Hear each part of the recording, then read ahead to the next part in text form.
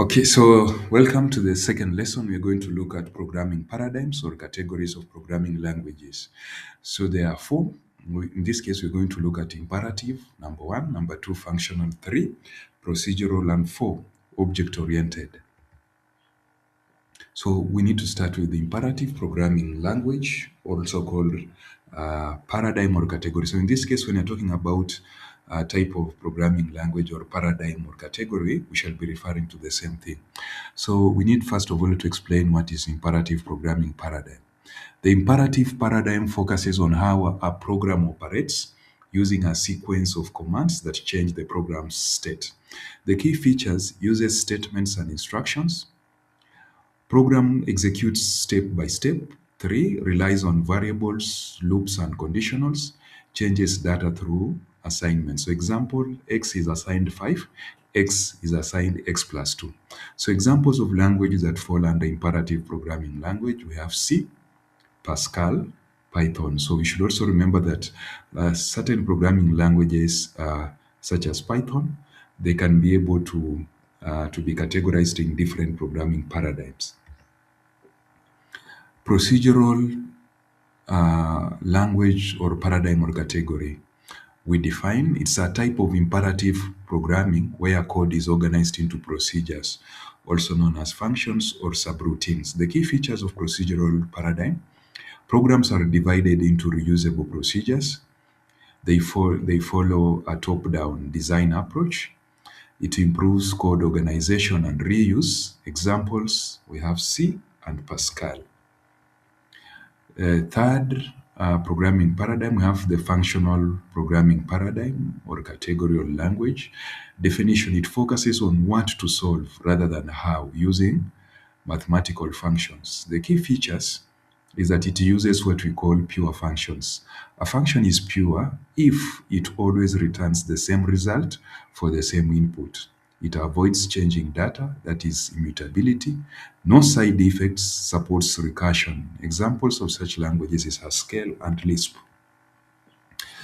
Programming paradigm 4 is object-oriented programming paradigm, or OOP or OOP. It organizes programs around objects which combine data and behavior.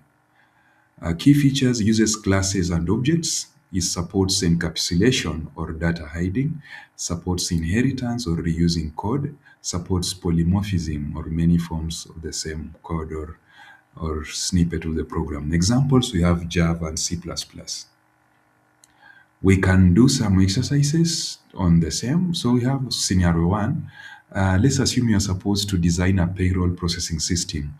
A company wants a system that calculates salaries, applies tax deductions, generates pay slips monthly. Now, as a learner, I would like you to choose the most suitable programming paradigm and you justify your choice. More exercises. Let's assume you have a school management system. A school needs a system to manage students, teachers, and classes, results and reports, fees and records. Now, the task for you as a learner, I want you to select a paradigm and explain why it is better than others.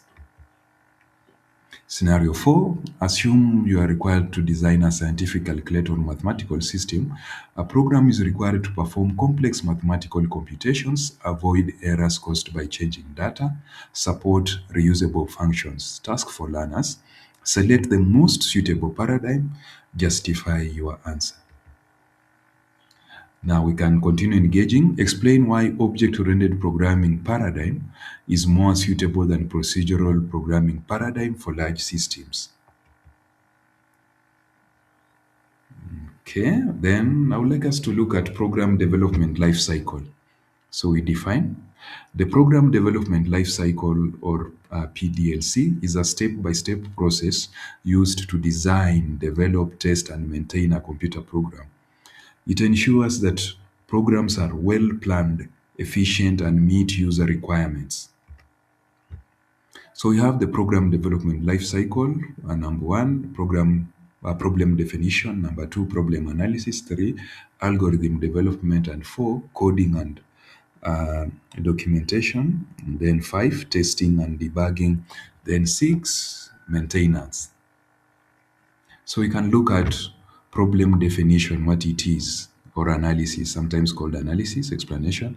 It is understanding the problem to be solved, identifying user requirements. Now, this is a very important step when it comes to program development lifecycle, because if you get it wrong in the problem definition or problem analysis, then there is a high chance or likelihood of the user rejecting, or your client rejecting the system you developed, no matter how good it is. In the problem definition, you must understand what the user want. Now, I would like to point out that most users are not programmers or ICT experts. So uh, it is upon you to use tools such as prototyping or wire meshing to enable, or wire diagrams to enable you to try understand what exactly the user wants. So the purpose of problem definition is that it ensures the programmer knows what the system should do, prevents developing the wrong solution. Because this is a very important step, I'd encourage you to spend more time and resources and effort on problem definition, because if you do not get it right, then there is a high chance that the system you are developing, it will delay, it will be rejected, it will overshoot the budget, and it will lead to frustrations. And of course, if you are working for a company, your company will have a bad reputation in the market. Then number two is program design. Program design involves planning how the solution will work. Is that once you have known exactly what the user or what the client wants, then the next thing is now to plan on how the solution will work. So program design is not actual coding, because you are coming up with a plan. And the specific plans that we use are things like algorithms, flowcharts, pseudocode, decision table, decision tree, and so on. So it provides a clear blueprint for coding. Now, these first two steps are extremely important in programming, because if you get them wrong, chances are that is that the solution you are developing will be rejected, or users may not have good user experience. So it's important you take step on the first two. Step three is coding or implementation. That is part of the stages of program development lifecycle. This involves writing the program using a programming language, for example, Java or C++. The purpose is to convert the design into a working program. Number four is testing and debugging. This involves running the program to find and fix errors or bugs. It ensures that the program works correctly and that the program is reliable and accurate. Then we have step five, which is documentation. In this case, is that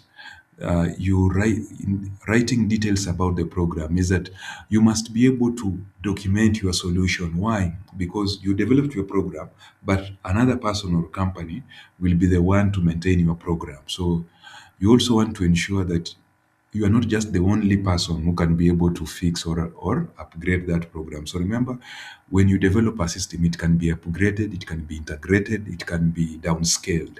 So it means that other people that work on that system or maintain that system should be able to easily understand each segment, each line of the program. So it's important to do documentation. This is writing details about the program, user manuals, technical documentation. And at the very basic level, you must include relevant or reasonable comments in that program. The purpose is to help users and developers understand the system supports future maintenance.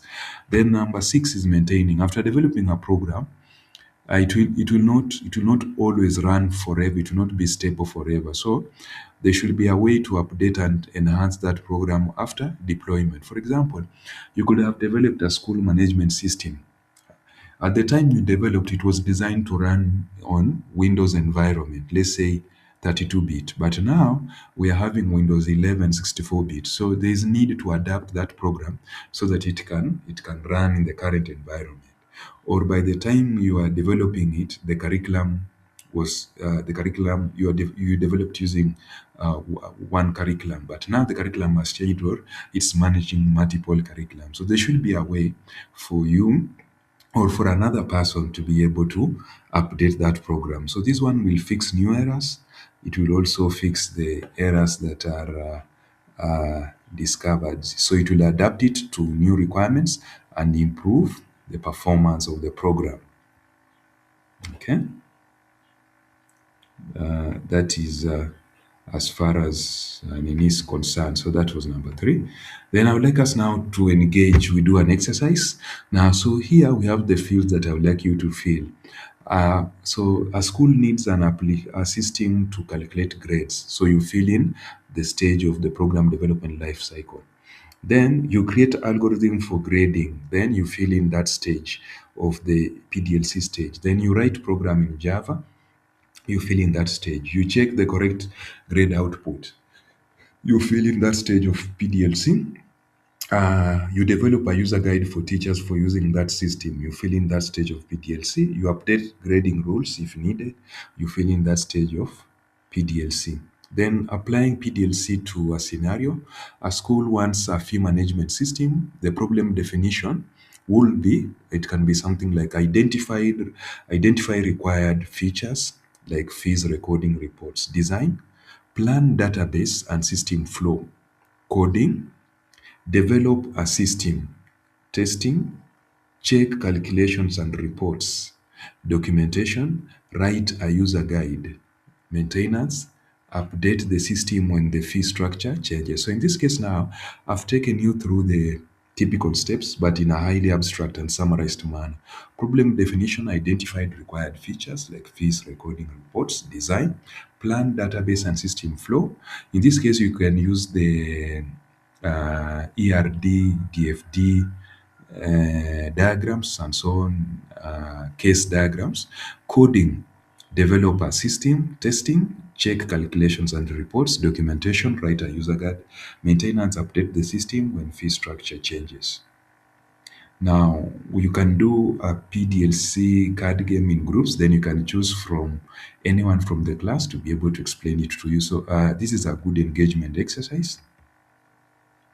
Program design tools. Now, the next thing that we shall be looking at is program design tools. So we can stop there for now.